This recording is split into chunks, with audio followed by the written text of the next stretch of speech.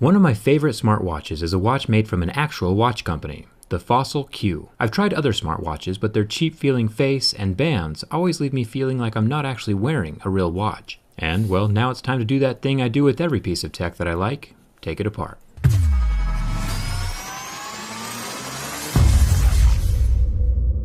As always, I'm going to turn the watch off first, and then flip it over to the back so I can remove the 4 small Phillips head screws that hold the metal band to the brains. It was surprisingly easy to separate the two from each other. It's literally just the 4 tiny screws doing all the holding. Watches generally aren't abused too much, so the 4 screws will definitely be sufficient. I was just a little surprised there wasn't more. Now the back of this watch is plastic. This is because the wireless charging doesn't work through metal, so it's plastic out of necessity.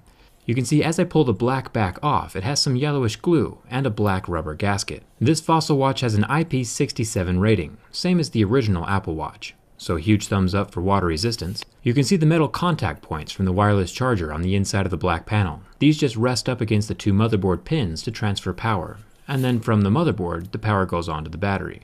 There are 3 ribbon cables here. The top 2 are for the LCD screen and the digitizer, and then the bottom tiny little guy is just for the battery. These are the same Lego-like connections that we see on every single cell phone. There are 2 T5 screws holding the board down. Remember, I always link the tools that I use in the video description, so if you want one of these toolkits, click there. I'll link the watch down there for kicks and giggles as well. Now this board is soldered onto the watch frame. This could be a way to ground the board like you see in all the iPhones, but it is slightly unfortunate because it brings repairability down a notch. Either way, we can still see all the important things from here, and I can keep my watch functional as we review it. Down at the bottom we have the microphone hole and its ribbon connector. It just gets plugged into the motherboard when the motherboard gets pressed back down into the frame. On the bottom of the motherboard we have this battery. It is a 1.52 watt-hour and 3.8 volts. And the little spinning doohickey over here is the vibration motor for your notifications.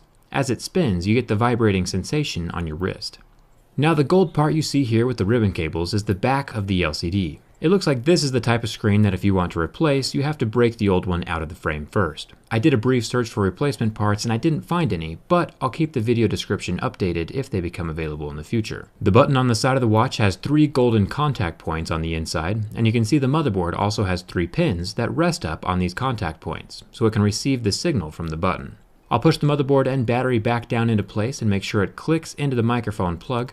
Then I'll get those 2 T5 screws back into place as well, and then clip the battery ribbon and the 2 screen ribbons down like little Legos.